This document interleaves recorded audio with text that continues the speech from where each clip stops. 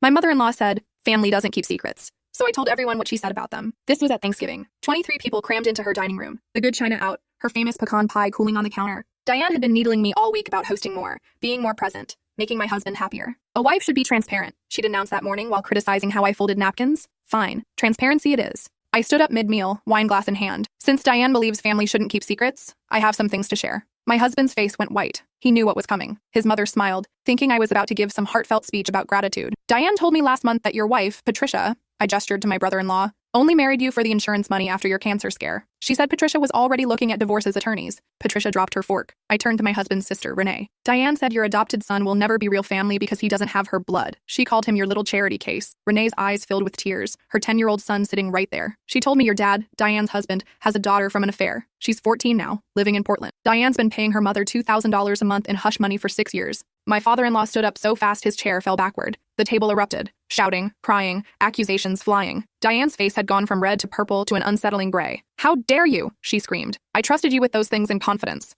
You told me family doesn't keep secrets, I said calmly. So now there aren't any. My husband grabbed my arm. We need to leave. Now. But I wasn't finished. Because here's what nobody knew yet. 3 weeks earlier, I'd been cleaning out the guest room when I found Diane's journal. The real secrets weren't the ones she'd told me. They were the ones she'd written down. About why she really wanted us to have a baby so badly. About the medical condition running through her bloodline that she'd never disclosed. About what would happen to her grandchildren if they inherited it. I pulled the journal from my purse and set it on the table. This is what your mother doesn't want you to know. The room went silent. Diane lunged for it, but Patricia was faster, grabbing it first. She started reading aloud, her voice shaking. With each page, the horror grew. The genetic disorder, the miscarriages Diane had hidden. The reason my husband's younger brother had died at 3, a death she'd blamed on SIDS but had really known the cause. My husband was staring at his mother like he'd never seen her before. You knew? You knew what killed him and you never told Dad? You never warned us before we... His hand moved to my stomach. I was 8 weeks pregnant. We'd announced it just yesterday. Diane's lawyer husband was already on his phone. Don't say another word, he told her. But the damage was done. The family was fracturing in real time. Patricia was crying about her daughter showing symptoms Diane had dismissed. Renee was screaming about doctor appointments that suddenly made sense. Then Diane looked directly at me, her expression shifting to something cold and calculated. You have no idea what you've just done. Neither do you, I said, because I hadn't told them the final secret yet. The one I'd discovered just that morning when I'd received a mysterious envelope at my home. Inside was a legal document, dated from 30 years ago. A document that changed everything about who this family really was, about who Diane really was. My husband saw my expression shift. What? He whispered. What else? I looked at Diane. She'd gone very, very still. She knew I knew. Tell them, I said softly, or I will. Diane's hand was shaking as she reached for her wine glass. The room held its breath. Patricia was still holding the journal. My father-in-law was staring at his wife like she was a stranger, and I was holding the envelope that contained proof of a secret so devastating it would destroy not just this family, but 3 others connected to them. Diane opened her mouth to speak just as the front door burst open. A woman I'd never seen before stood in the doorway. She was maybe 55, with graying hair pulled back in a tight bun and eyes that immediately locked onto Diane. Hello, Mother. The wine glass slipped from Diane's fingers, shattering on the hardwood floor. Red liquid spread like blood across the pristine white rug she'd spent $3,000 importing from Turkey. Who are you? My father-in-law demanded. The woman's smile was bitter. I'm Christine, Diane's first daughter, the one she gave up for adoption 40 years ago and has pretended doesn't exist ever since. My husband's head snapped toward his mother. What is she talking about? But I already knew. The document in my envelope was Christine's original birth certificate. Diane hadn't been 22 when she married my father-in-law like she'd always claimed. She'd been 17, and she'd already had a baby. Christine walked further into the room, her boots tracking mud onto that expensive rug. I've been looking for you for 23 years, Diane. Ever since the adoption agency finally released my files. But you made it very hard to find you. Changed your name twice. Moved states. Married into money and pretended your whole past never existed. Get out of my house, Diane hissed. Oh, I don't think so. Christine pulled out her own folder, much thicker than my envelope. See, I've been doing research, lots of research, about the family I came from, about the father whose name you left blank on my birth certificate, about why you were so desperate to hide me. My father-in-law's face had gone pale. Diane, is this true? Do you have another daughter? Had, Diane said coldly. I gave her away. She's not my daughter anymore. Christine flinched but recovered quickly. You're right, I'm not your daughter, because daughters don't usually share the same father as their mothers. The room went so quiet I could hear the grandfather clock ticking in the hallway. What? Renee whispered. Christine's eyes never left Diane. Your mother was born in a tiny town in Montana, population 847. Her father, your grandfather, owned the only grocery store. And when Diane was 16, he decided she was old enough to give him what he wanted. She got pregnant. And rather than face the scandal, her mother shipped her off to a Catholic home for unwed mothers 3 states away. I thought I might throw up. My husband's hand found mine, gripping so tightly it hurt. The family story was that Diane was studying abroad, Christine continued. She came back 10 months later, thinner, quieter, and with a new determination to get as far from Montana as possible. She legally changed her name at 18, moved to California, invented a new background, and met your father at a charity gala 2 years later. By then, she'd perfected the persona of the sophisticated young woman from a good family. My father-in-law was shaking his head. No, this is... Diane, tell me this isn't true. But Diane's face had crumpled. The mask she'd worn for 36 years was finally falling away. I was 16, she whispered. I was a child. He was supposed to protect me. So you gave me away, Christine said. I get that. I even forgive that. What I don't forgive is what you did after. What are you talking about? Patricia asked. Christine opened her folder. After Diane married your father, she went back to Montana. Just once. When she was 24. Her father had just died of a heart attack. At the funeral, she found out he'd had another daughter from his second marriage, after Diane's mother finally left him. A little girl, 4 years old at the time. Oh God, Renee breathed.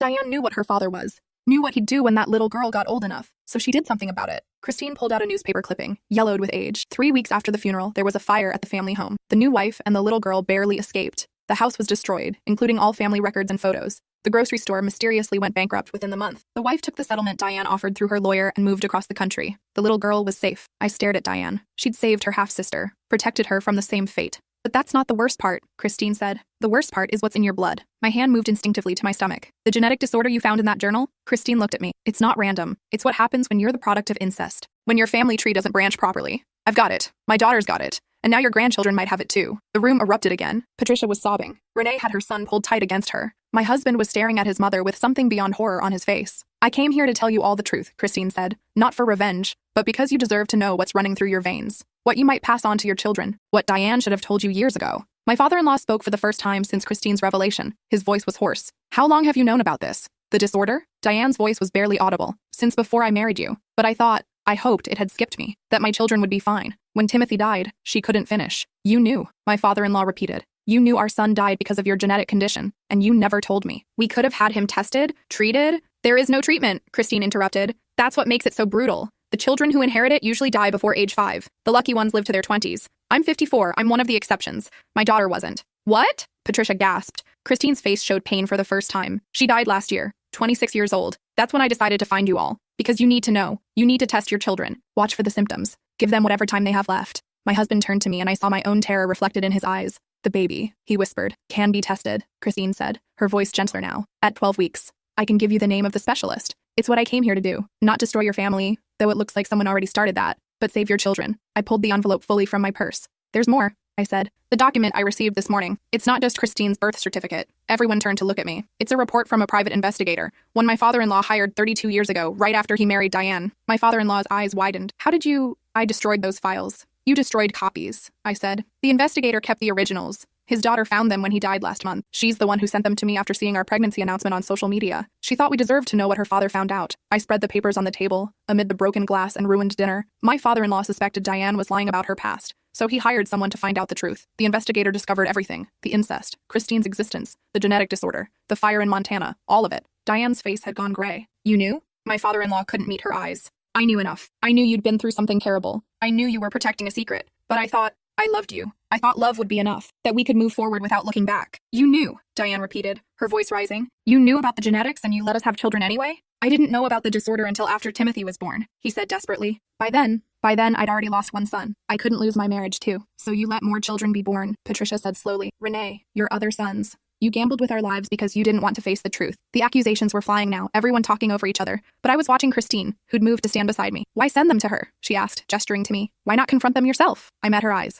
Because you thought I'd be the only one brave enough to blow this whole thing open. You've been watching us for weeks, haven't you? Figuring out the family dynamics. You knew Diane had been pushing me, testing me, trying to break me so I'd fall in line like everyone else. You bet I'd push back. Christine smiled. I've been in town for 2 months, staying at the motel on Route 12, watching you all, trying to figure out how to tell you without destroying everything. But then I saw how Diane treated you at the grocery store last week, how she talked to you in the parking lot, and I thought, this woman won't stay quiet. This woman will make sure the truth comes out. You used me, I said. I gave you the tools, Christine corrected. You chose what to do with them, and honestly, I don't think I could have done it better myself. A sound from the doorway made us all turn. A teenage girl stood there, dark hair falling around her face. She looked terrified and defiant in equal measure. I'm sorry, she said, her voice shaking. I know I wasn't supposed to come, but I couldn't stay away anymore. My father-in-law's face went white. Again. Victoria? The girl nodded. The secret daughter from Portland, the affair child. She looked around the room, taking in the chaos, the broken glass, the shattered family. My mom said you were paying us to stay away, but I'm 14 now. I wanted to meet my real family. I wanted to know if you'd ever tell them about me. This isn't real, Renee said faintly. This can't be real.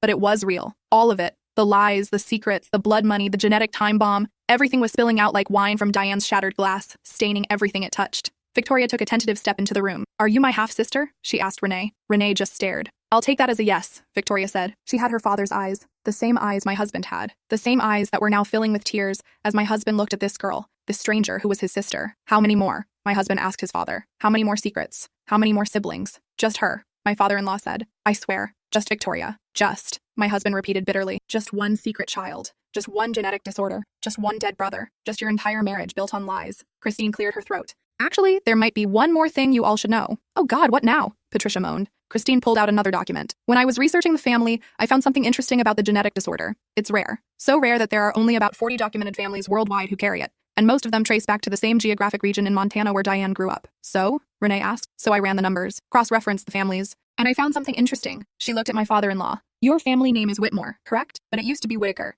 changed by your great-grandfather when he emigrated from Canada. My father-in-law nodded slowly. The Whitakers settled in Montana in 1892, in the same county where Diane's family lived. In fact, they were neighbors for 3 generations. Christine paused. You're not just married to someone with a complicated past, Mr. Whitmore. You're married to your third cousin. The silence that followed was absolute. The genetic disorder isn't just from Diane's side, Christine continued. It's from both sides. It's compounded. That's why it hit so hard. That's why Timothy didn't stand a chance. That's why testing is so critical for everyone here. Because you're all at risk, even more than you knew. I felt my husband's hand slip from mine. He walked to the nearest chair and sat down heavily, his face in his hands. Patricia was the first to move. She stood up, grabbed her daughter's hand, and headed for the door. We're leaving. Don't call us. Don't come by. We need time to process all of this. Her husband followed, his face stricken. One by one, the other family members began to leave. Some shouted accusations as they left. Some left in tears. Some left in furious silence. Within 10 minutes, only 6 people remained. Diane, my father-in-law, my husband, Christine, Victoria, and me. I should go, Victoria said quietly. I'm sorry. I shouldn't have come. Wait, my husband said, his voice rough. He stood up and walked over to her. You didn't do anything wrong. None of this is your fault. He looked at his father. But you need to know.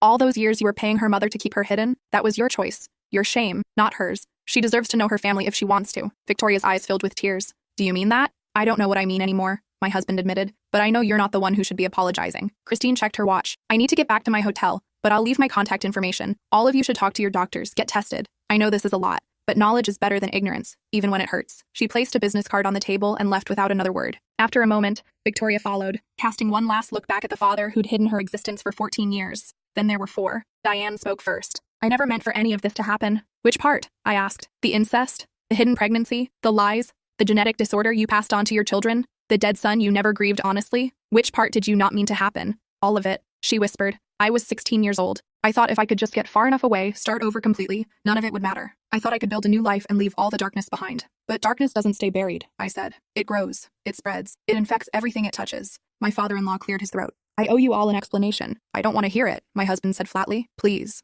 My father-in-law's voice cracked. I was 26 when I met your mother. She was so beautiful, so sophisticated. She seemed too good to be true. When the investigator gave me his report, I was devastated. But I'd already fallen in love with her. I convinced myself that her past didn't matter, that we could build something good together despite it. You convinced yourself, I repeated. While Timothy was dying, did you convince yourself then? When my husband's genetics came into question for our baby, did you convince yourself we didn't deserve to know? I didn't know about the genetic component until after Timothy died, he insisted. By then, telling the truth would have meant admitting I'd known about Diane's past all along. It would have destroyed everything. So you let it destroy us instead, my husband said. Slowly, one lie at a time. Diane stood up abruptly. I need air. She walked to the French doors leading to the back patio and stepped outside, leaving the 3 of us in the wreckage of her dining room. My husband turned to me. Did you know all of this would come out tonight? I knew some of it, I admitted. When I got the envelope this morning, I spent all day researching. I found Christine's online presence, reached out, convinced her to come tonight. I knew Diane's journal would start the avalanche. Christine's arrival would keep it going. You orchestrated this whole thing, my father-in-law said, something like awe in his voice. Diane pushed me to be transparent, I said. So I was.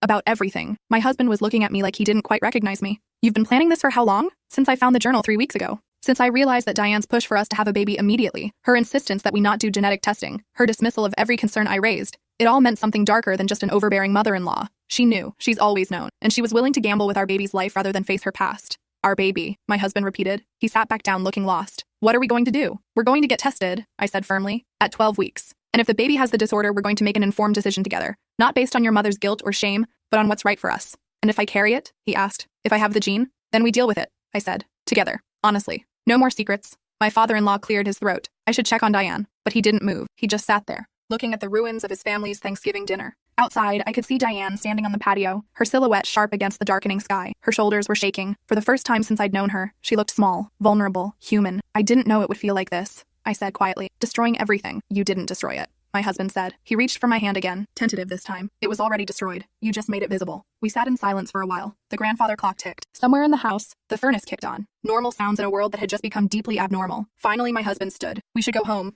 I can't be here anymore. I nodded and gathered my purse. My father-in-law watched us prepare to leave, his face a mask of grief. Will you come back? He asked. For Christmas? For Victoria? She'll need family now. I don't know, my husband said honestly. I need time to figure out who my family even is anymore. We drove home in silence. It was only when we were pulling into our driveway that my husband finally spoke again. That thing you said, about making informed decisions together. Did you mean it? Every word. Even if the baby has it? Even if I carry it? I turned to face him. I married you because I love you. Not your genetics, not your family. You. Whatever comes next, we face it together. No secrets. No lies. Just us. He kissed me then, desperately, like I was the only solid thing in a world that had turned to quicksand. When we finally pulled apart, his face was wet with tears. I'm sorry, he whispered. I'm so sorry you married into this nightmare. I'm not, I said, and I meant it. Because for the first time since I joined this family, everything was finally honest. Painful? Yes. Devastating? Absolutely. But honest. We went inside. I made tea. He sat at the kitchen table, staring at nothing. After a while, his phone started buzzing. Text after text from various family members. Renee saying she needed space. Patricia demanding answers he didn't have. His other brother, the one who'd left the dinner early claiming work obligations,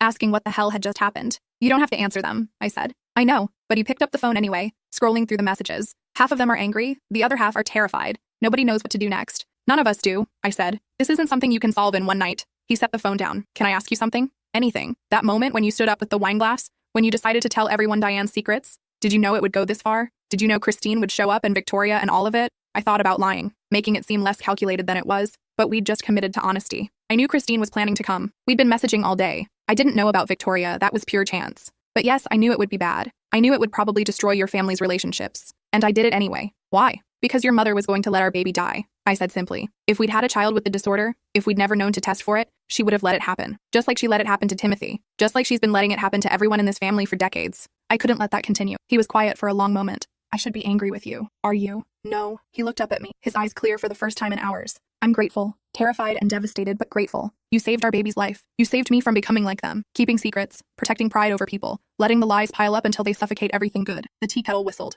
I poured 2 cups, added honey to his the way he liked, and brought them to the table. We sat there in our small, honest kitchen, in our small, honest life, and tried to imagine a future that didn't include the family that had defined him for 32 years. Do you think they'll forgive us? He asked. Some of them might. Eventually. Others won't. But forgiveness isn't the point anymore. Truth is, he wrapped his hands around the warm mug. My mother is going to hate you forever. Probably. My father might never speak to us again. Maybe. We might lose everyone. We might. I reached across the table and took his hand. But we'll still have each other. And we'll have a baby who deserves to be born into honesty, whatever else that brings. He nodded slowly. Together. No secrets. No secrets. We finished our tea. Eventually, we went to bed, though neither of us slept much. I lay awake, feeling the slight flutter in my stomach that might have been the baby or might have been my own anxiety, and wondered what genetic roulette we'd just signed up for. At 3 a.m., my phone buzzed. A text from Christine. Thank you for tonight. I know it cost you, but you gave me something I never thought I'd have. The truth about where I came from. That matters more than you know. I typed back. Will you stay in touch? Our baby might need someone who understands what we're facing. Her response was immediate. Always. Family doesn't end with blood. Sometimes it begins with honesty. I showed the text to my husband, who was also awake, staring at the ceiling. He read it twice, then handed back my phone. She's right, you know, Christine. About family. I know. I have a sister I never knew about, he said, and a cousin who's actually a half-aunt, and a dead brother whose death was preventable, and parents who lied about all of it. What kind of family is that? The one you had, I said. Not the one you'll build. He turned to look at me. What if I'm like them? What if the lying is genetic too? Is it? I don't know. I've been keeping small things from you. Nothing major, but, like, I hate your mother's pot roast, but I always tell her it's delicious. And I secretly resent how much time you spend with your college friends. And sometimes I look at our apartment and wonder if this is all there is, if we're ever going to afford something bigger, something that feels less like we're still playing at being adults. Those aren't lies, I said gently. Those are normal marriage thoughts. Everyone has them. The difference is whether you hide them until they become poisonous, or whether you talk about them before they fester. So I should tell your mother her pot roast is terrible? I laughed, surprising both of us. Maybe not that. But the other stuff? Yes. Tell me. I want to know when you're feeling trapped or resentful or uncertain. I want the messy truth, not the polite fiction. Your pot roast is terrible too, he said. Really, truly awful. I've been choking it down for 3 years. I know, I said. Your face gives you away every time. Then why do you keep making it? Because you kept saying you loved it. I thought maybe I was getting better. I smiled. See? Small lies that seem kind, but actually just keep us from the truth. No more pot roast, I promise. Thank God. We lay there in the dark, having the most honest conversation of our marriage in the aftermath of destroying his family's lies. It felt appropriate somehow. Like we were learning how to be married all over again, this time with clearer eyes. I'm scared, he admitted. About the baby, about what we might find out. Me too. What if we lose it? What if the testing shows the disorder and we decide we can't go through with it? Then we'll grieve. Together. And we'll decide what comes next. together. And if we keep it and it dies young like Timothy, then we'll love it with everything we have for whatever time we get. But at least we'll know. At least we'll be prepared. At least we won't lie to ourselves or our child about what's happening. He was quiet for so long I thought he'd fallen asleep. Then he said, I think I need to talk to someone, a therapist, to work through all of this. That's a good idea. Will you come with me for some of the sessions? Of course. And will you get therapy too? Because I know you're strong, but nobody could handle what you did tonight without it taking a toll. I hadn't thought about that. About the cost to myself of being the one to detonate the bomb. Yeah, I probably should. We'll figure it out, he said. Together. This time, we both fell asleep. I woke to my phone ringing. It was barely 7 a.m. I grabbed it, seeing Diane's name on the screen. For a second, I considered not answering, but curiosity won. Hello, I need to speak with you. Her voice was hoarse, like she'd been crying all night. In person, just you, not my son. I don't think that's a good idea. Please. The desperation in that single word made me pause. Diane never said please, never showed weakness. I need to explain. I need you to understand. Understand what? That you're willing to sacrifice your grandchildren to protect your secrets? It's not that simple. It never is, I said. But some things are simple, like being honest with your children about their medical history, like not lying to your husband for 36 years, like not making your daughter-in-law the villain for telling the truth you should have told decades ago. I know. Her voice broke. I know I've done terrible things, but I need you to understand why. Please, give me 1 hour. That's all I'm asking. I looked at my husband, still asleep beside me. He looked peaceful for the first time in weeks. I didn't want to wake him, didn't want to tell him his mother was already trying to manipulate the situation, but I also wanted to hear what she had to say. Not because I thought it would justify anything, but because I needed to know how deep the damage went, how much recovery would be required, whether recovery was even possible. 1 hour, I said. The coffee shop on Miller Street. 9 a.m. Thank you. I hung up and immediately regretted agreeing, but it was done. I got up quietly, showered, dressed, and left a note for my husband. Diane asked to meet. I said yes. Back by 10. I love you. The coffee shop was nearly empty when I arrived. Diane was already there, sitting in the back corner, wrapped in an expensive coat that probably cost more than my monthly salary. But her face told a different story. No makeup, hair unstyled, eyes swollen from crying. She looked like she'd aged 10 years overnight. I ordered coffee and sat down across from her without preamble. You have 1 hour. Talk. She wrapped her hands around her own cup, not drinking. I was raped by my father from the time I was 13 until I got pregnant at 16. The baby, Christine, was the result of 3 years of systematic abuse. When my mother found out I was pregnant, she didn't protect me. She shipped me away to protect him, to protect the family's reputation. I said nothing, just waited. At the home for unwed mothers, they told me I was sinful, that I'd tempted my own father, that giving up the baby was my penance. I believed them. I believed it was my fault for 16 months. Then I ran away. I was 17, penniless, and had nothing but a new name and a determination to never let anyone hurt me again. I'm sorry that happened to you, I said carefully. But trauma doesn't excuse what you've done to your own family. I know. She looked up at me, her eyes desperate. But I need you to understand. I thought if I could just be perfect enough, good enough, successful enough, nobody would ever see the dirty, broken girl from Montana. I thought if I had a beautiful family and a perfect life, I could erase everything that came before. The disorder, when I found out about it, I convinced myself it had skipped me, that my children would be fine, that I deserved a normal life after everything I'd been through. And when Timothy died, she flinched. I knew. Of course I knew. But admitting it would mean admitting everything else. The incest, the rape, Christine, all of it. I couldn't do it. I couldn't face it. So I buried it deeper. Told myself it was just bad luck, that it wouldn't happen again. But you kept pushing my husband and me to have children immediately, I said. Even after you knew about the disorder. Even after you knew what could happen. Why? Because I'm a coward, she said simply. Because I wanted to believe that if you had healthy children, it would prove the disorder wasn't that serious. That Timothy's death was a fluke. That I hadn't damned my entire family line. You used us, I said flatly. You were going to use our baby to make yourself feel better about killing your son. Yes. The word was barely a whisper. I'm a monster. I know that now. But I need you to know. I never wanted any of this to happen. I just wanted to be normal, to be safe, to have a family that loved me without knowing where I came from. You had that, I said. Your husband loved you. Your children loved you. But you couldn't let yourself be loved honestly. You needed to be loved as a lie. I didn't know how to be anything else. We sat in silence. Around us, other customers came and went. Normal people having normal mornings, their biggest concern whether to get a latte or an Americano.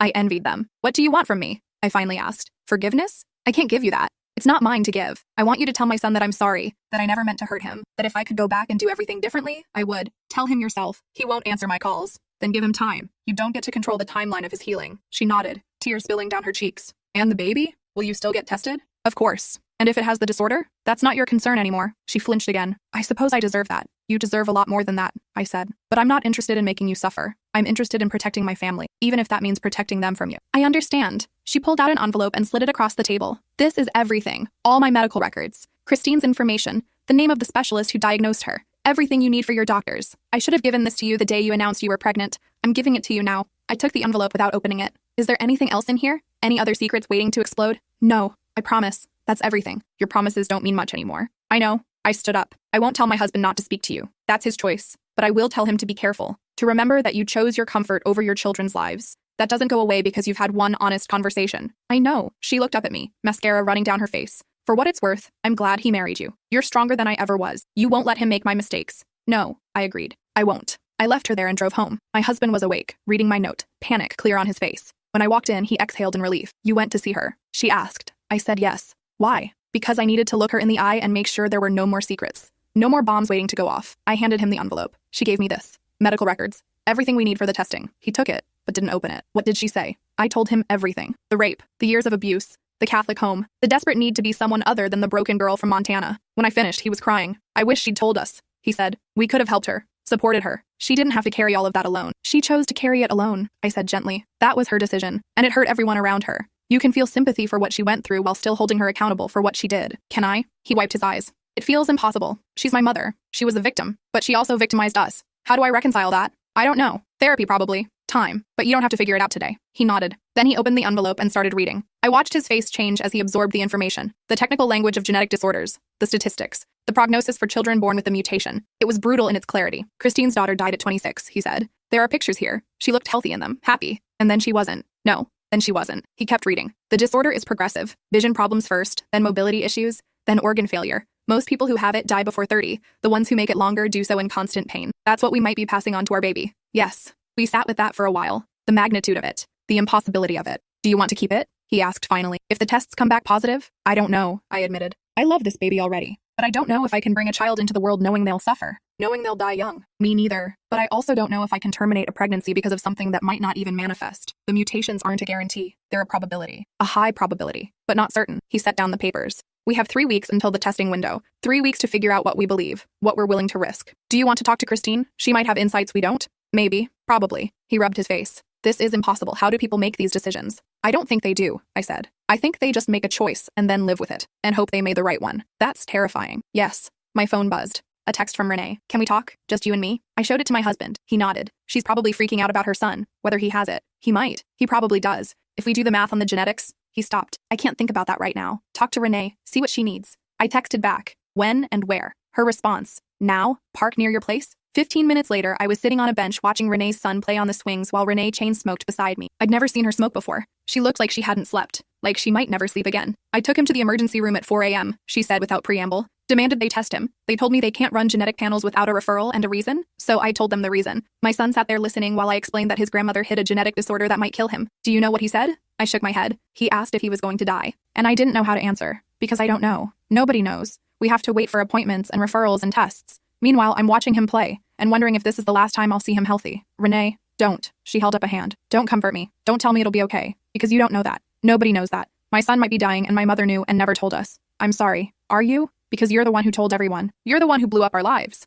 Would you rather not know? Would you rather wait until your son started showing symptoms before finding out there was something you could have been monitoring? She took a long drag on her cigarette. No. God help me. No. I needed to know. But that doesn't make it easier. Nothing about this is easy. My husband left this morning, she said. Took a bag and said he needed space. He can't handle it. Can't handle the idea that our son might die. That we chose adoption to avoid genetic problems and ended up connected to them anyway. Your son is still your son. Genetics don't change that. Tell that to my husband. Tell that to my mother, who called my beautiful boy a charity case. We watched the boy swing higher and higher, completely oblivious to the storm surrounding him. He was laughing. Just a normal kid having a normal morning at the park. I need you to tell me something honestly, Renee said. Do you regret it? Telling everyone? I thought about that. About the chaos and the broken relationships and the pain I'd caused. About Diane crying in the coffee shop and my husband's tortured face and Renee's terror. About Victoria showing up at a house that didn't want her and Christine finally getting the truth she'd been seeking for decades. No, I said. I don't regret it, because the truth is always better than lies, even when it hurts. Especially when it hurts. She nodded slowly. I think I hate you for it anyway. That's fair. But I also think I'm grateful.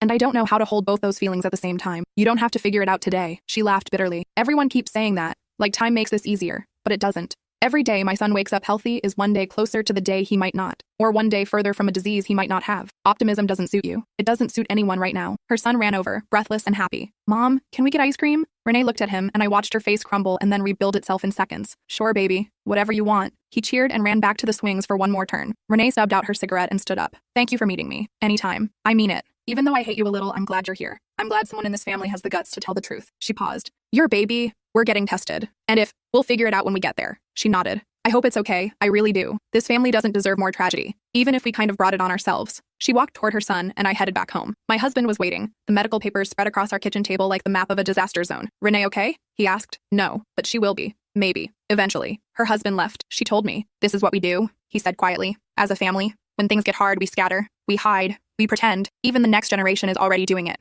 Then we'll break the cycle. Right here, right now. We stay. We face it. We don't hide. Even if it destroys us. We're already destroyed, I pointed out. This is just the rebuilding part. He pulled me close. I could feel his heart racing, smell the coffee on his breath, feel the fear radiating off him, but he didn't let go. He held on. Together, he whispered into my hair. Together, I agreed. The next 3 weeks were a blur. We scheduled the genetic testing, made appointments with specialists, reached out to Christine, who provided more information, and agreed to talk with us about her experiences. We started therapy, both individually and as a couple. We ignored calls from most of the family and took a few from others. Patricia reached out to say she'd gotten her daughter tested. Results pending. She wasn't speaking to my father-in-law, but wanted to maintain contact with us. Victoria sent a tentative text asking if we'd like to meet for lunch sometime. My husband said yes. Diane called every day. We never answered. She left voicemails that started apologetic and gradually became desperate, then angry, then resigned. My father-in-law texted once, "I'm getting a divorce. It's time." 3 weeks felt like 3 years. Every morning I woke up aware of the cells dividing inside me, creating a person who might be doomed before they even took their first breath. Every night I lay awake wondering what we'd do if the worst happened,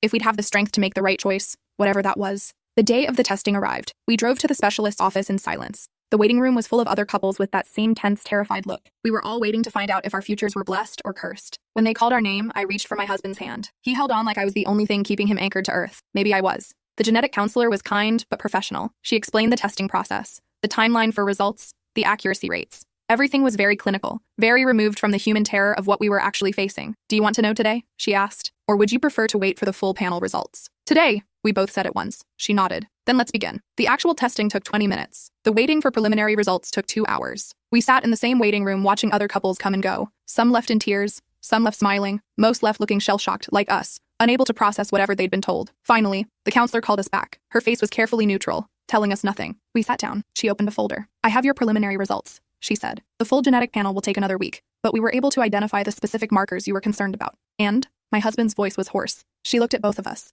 "Your son does not carry the genetic mutation." The room spun. My husband made a sound somewhere between a sob and a laugh. I couldn't breathe. "Our son?" I managed to say. She smiled. "Yes, it's a boy. And based on these preliminary results, he has no markers for the disorder your family carries. You're having a healthy baby." My husband burst into tears, full, gasping sobs that shook his whole body. I held him while he cried, my own tears falling into his hair. The counselor discreetly left the room, giving us privacy. "He's okay," my husband kept saying. "Our son is okay." "He's okay," I repeated, feeling the words settle into my bones. "We're okay." We stayed like that for a long time. Eventually, we pulled ourselves together enough to hear the rest of the information. The counselor confirmed that neither my husband nor I carried the genetic mutation. The family disorder had somehow, miraculously, skipped him entirely. "This is unusual but not unheard of," she explained. "Genetic inheritance isn't always predictable. Sometimes the mutations don't express. Sometimes they skip generations. You were very fortunate." Fortunate felt like too small a word for what we'd just been given. A second chance. A life free from the shadow of our family's genetic curse. A son who would grow up healthy. We drove home in a daze. Halfway there, I started laughing, then crying, then both at once. My husband pulled over and we held each other in the car, parked on the side of the highway, feeling like we'd just survived an apocalypse. "We have to tell everyone," he said finally. "Later. Right now, I just want it to be ours.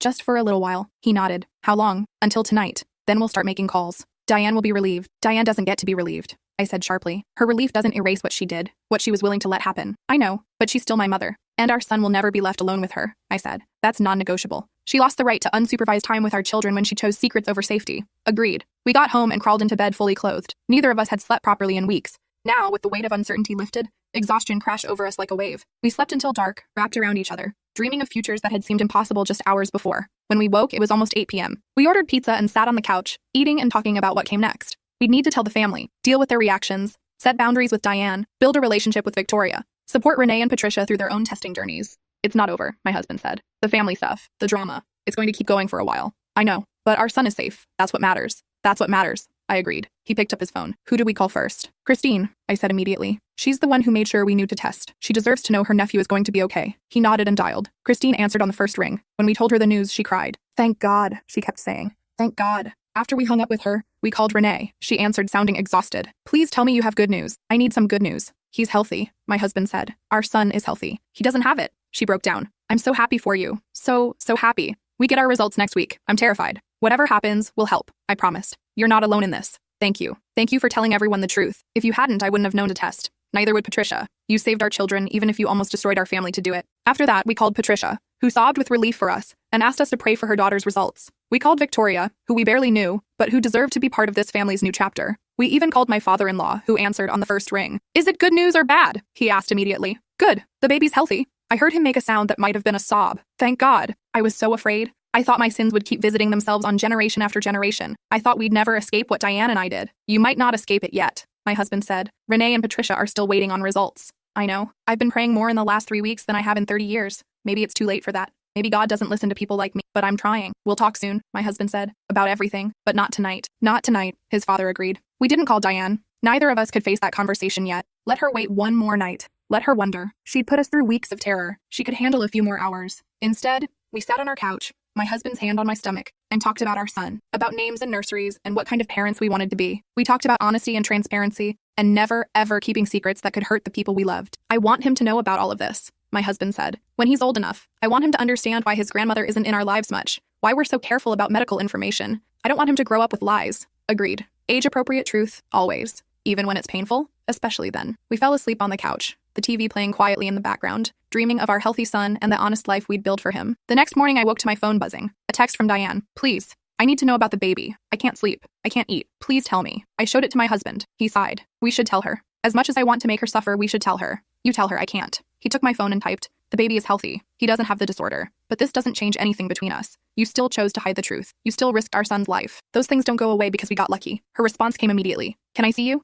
Both of you? Please. I need to try to make this right. He looked at me. I shook my head. Not yet. I'm not ready. He typed. Not yet. We need time. We'll let you know when we're ready. Thank you. Thank you for telling me about the baby. Congratulations on your son. Does it feel weird? My husband asked. That she's congratulating us after everything? Everything feels weird now, I said. Normal is going to be a long time coming. Over the next week, the rest of the family's results came in. Patricia's daughter was healthy. Renee's son carried the mutation. The devastation was complete. Renee called us sobbing, unable to form coherent words. When she finally calmed down enough to talk, she told us she'd decided to move closer to the specialist in Boston to give her son the best chance at managing the disorder if symptoms appeared. Her husband still hadn't come back. Do you need help with anything? I asked. Money, moving, anything? No. My mother has offered to pay for everything. The medical care, the move, all of it. I think she's trying to buy forgiveness. Is it working? No. But I'm taking her money anyway. My son deserves the best care, even if it comes from someone who should have warned us years ago. Patricia called with similar news. Her daughter was terrified, but healthy. They were going to do genetic counseling before she had children of her own. Make sure this curse stopped with them. Victoria reached out to say she'd been tested too. She didn't have it. She was the only one of my father-in-law's children who'd been spared completely. I feel guilty, she told us over coffee. Like I don't deserve to be okay when everyone else is suffering. That's called survivor's guilt, my husband said gently. It's normal, but you didn't do anything wrong. You deserve to be healthy. So did your brother, she said.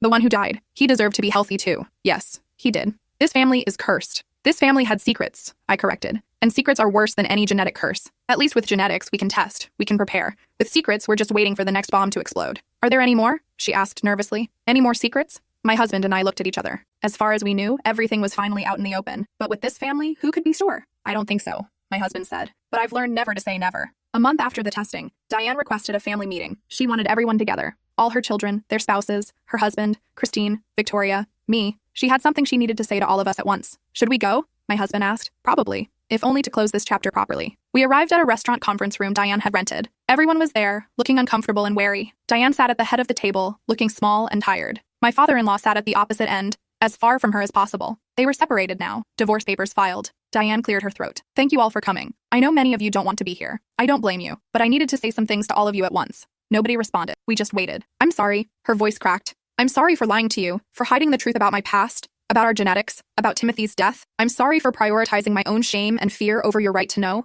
I'm sorry for the years I stole from you by not telling you the truth sooner. I'm sorry for every choice I made that hurt you. Renee's voice was cold. Sorry doesn't fix my son. No, Diane agreed. It doesn't. Nothing I say or do will fix what I've done, but I'm trying to make amends anyway. I've set up trust funds for every grandchild's medical care, for genetic counseling, for therapy, for whatever they need. I've sold the house, and I'm downsizing. Half the money is going to genetic research for the disorder. The other half is split between all of you. We don't want your money, Patricia said. I know, but you need it. For medical bills, for moves, for whatever comes next. Take it, please. It's literally the least I can do. What about you? Christine asked. She'd been quiet until now, watching her birth mother with an unreadable expression. Where will you live? I'm moving to Montana, Diane said. Back to where I came from. There's a support group there for survivors of childhood sexual abuse. I'm going to finally deal with what happened to me instead of running from it. And I'm going to make sure my father's other victims get help too. There were more. I've spent the last month tracking them down. Some want therapy, some want legal action. I'm helping them get whatever they need. That's good, I said. It was the first positive thing I'd felt toward Diane in weeks. That's actually good. It doesn't make up for what I did to you all, she said. But it's a start. And I'm not coming back until I've done the work. Real work. Not just apologizing and expecting forgiveness.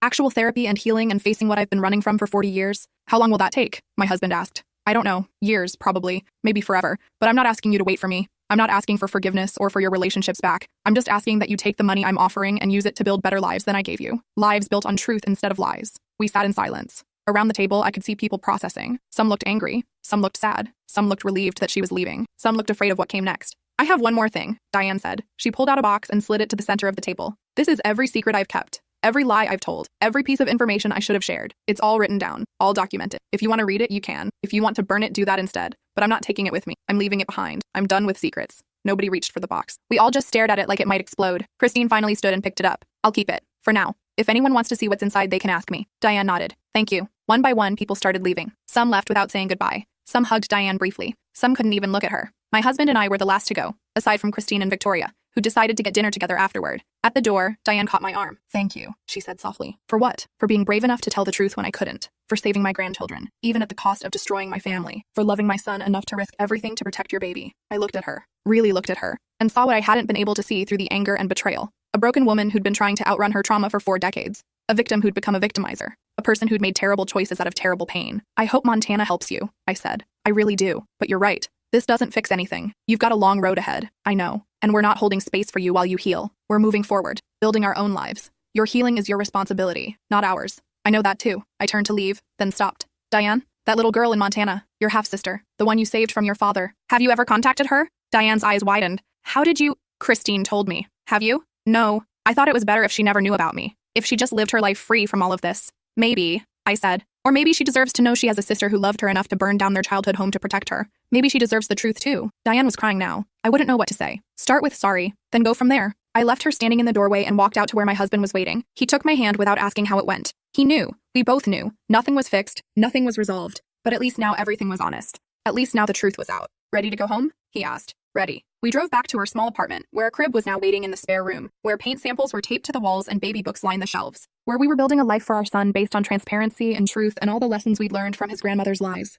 That night, lying in bed, feeling our son kick inside me, I thought about family, about blood and secrets and the ties that bind us, about how sometimes love isn't enough without honesty, about how sometimes honesty destroys everything, and that's okay because what's destroyed was built on lies anyway. Do you think we did the right thing? My husband asked in the darkness. Yes. Even though it cost us so much? Especially because it cost us so much. If truth was easy, everyone would tell it. It's the hard truths that matter. Will you tell me the hard truths? Always? Always, I promised. Even when they hurt. Even when they're ugly. I'll tell you. Same. We fell asleep like that, promising honesty to each other in the dark, building a marriage that would be the opposite of his parents, creating a foundation for our son that was solid rock instead of quicksand. 3 months later, our son was born. We named him Christopher, after Christine, who'd traveled across the country to tell us the truth, who'd been brave enough to face her biological mother and demand honesty, who'd shown us that family could be chosen as well as born. Christine came to the hospital to meet him. She held him carefully, tears streaming down her face. He's beautiful, she whispered. He's healthy, I corrected. That's all that matters. That too. Renee came, her own son in tow. He'd started showing mild symptoms, but they were manageable so far. She'd found a good specialist in Boston, a support group, a therapist. She was building a life around her son's condition instead of running from it. Patricia visited with her daughter, who decided not to have biological children but was exploring adoption. She'd said she wasn't taking any chances. She'd seen what secrets could do to a family. Victoria stopped by with flowers. She was in college now studying medicine. She wanted to research the genetic disorder, find better treatments, maybe even a cure someday. Someone should, she said. Someone should do something good with all this tragedy. My father-in-law came last, alone. His divorce was nearly final. He looked older, smaller, like the weight of his lies had physically diminished him. But he looked at Christopher with such joy, such relief, that I couldn't help but soften slightly. He's perfect, he said. He is, my husband agreed. And he's going to grow up knowing exactly where he came from. All of it. The good, the bad, the ugly. No secrets. That's good, my father-in-law said. That's how it should be. Diane didn't come to the hospital. She'd moved to Montana as promised. She sent a card and a gift, a children's book about telling the truth. The inscription read, "For Christopher. May you always be braver than your grandmother. Love, Diane." Should we keep it? My husband asked, holding up the book. Yes, I said. Someday he'll ask about her. This can be part of that story. 6 months after Christopher was born, we got a call from Christine. She'd been contacted by a woman named Elizabeth, Diane's half-sister, the girl Diane had saved from their father all those years ago. She'd seen Christine's name in some online support groups for families dealing with genetic disorders and had done some digging. She wanted to meet her sisters. What do you think? Christine asked. Should I say yes? That's your choice, I said. But I think more truth is always better than less, even when it complicates things. The meeting happened 3 weeks later. Elizabeth turned out to be a therapist specializing in childhood trauma. She'd known something was wrong with her early childhood but had never known what. When she learned about Diane, about the fire, about everything, she'd said only one thing. I want to thank her. We connected them. Diane and Elizabeth talked on the phone for 3 hours. I don't know what they said to each other. But afterward, Diane called my husband for the first time since she'd moved. Thank you, she said, for letting Elizabeth find me, for not keeping that secret too. We don't keep secrets anymore, my husband reminded her. Any of us. I know, and I'm grateful for that. Even though it cost me everything, I'm grateful. How's Montana? Hard, really hard, but good. I'm learning to face things I've run from my whole life. It's brutal, but necessary. Are you coming back? Not yet. Maybe not for years, but I want you to know. I'm proud of you, of how you handled all of this, of the father you're going to be, of the life you're building with your wife and son. I'm proud of you even though I don't deserve to be. My husband was quiet for a long time. Then he said, "Thank you. That means more than you know." They talked for a few more minutes, then hung up. My husband came and found me in the nursery, where I was rocking Christopher to sleep. My mother called. I heard. "How are you feeling?" "I don't know. Sad, relieved, angry, grateful. All of it at once." "That sounds about right." He sat down on the floor beside the rocking chair. "Do you think we'll ever have a normal family?" I laughed softly. "I think this is normal. The messy, complicated, constantly evolving kind of normal. The kind where you have to work at relationships instead of taking them for granted. I like that kind of normal." "Me too." Christopher stirred in my arms, making the little grunting noises that meant he was dreaming. I wondered what babies dreamed about. Warm milk and soft blankets and voices they recognized. Simple, honest things. "I want to tell you something," my husband said. "What?" "I'm scared. All the time. I'm scared I'll be like my parents. That I'll keep secrets or lie to protect myself. That I'll damage Christopher the way they damaged me. Then tell me when you're scared. Tell me when you're tempted to lie. Tell me everything and we'll figure it out together." What if I can't? What if the lying is in my DNA? Then we'll catch it early and course correct. That's what therapy is for. What honesty is for. What we're for. You and me, watching each other's backs. He reached up and took my hand. "I love you. For breaking my family. For saving our son. For being brave enough to demand the truth even when everyone else wanted comfortable lies. I love you too. For choosing honesty over comfort. For breaking the cycle. For being willing to learn how to be different than your parents. Together? Together. That's how we sat until Christopher woke up. Together in the nursery of our small apartment, building a family from scratch. A family based on truth. A family that would never be perfect, but would always be honest. A family that started with one woman standing up at Thanksgiving dinner and deciding that secrets had to end. It cost us everything. The comfort of ignorance. The easy relationships with extended family. The simple narrative of a happy, normal life. But what we got in return was worth more. Truth, health, a son who would grow up in honesty. A marriage built on solid ground. And the knowledge that when faced with the choice between comfortable lies and painful truth, we'd chosen correctly. Even if it hurt. Especially because it hurt. Because that's what real family does. Real family tells the truth. Real family faces the hard things together. Real family doesn't keep secrets that can destroy the people you love. And that Thanksgiving dinner, as messy and chaotic and devastating as it was, became the moment our real family was born. Not the family we inherited, but the family we chose to become. Honest, flawed, complicated, but real. Finally, real.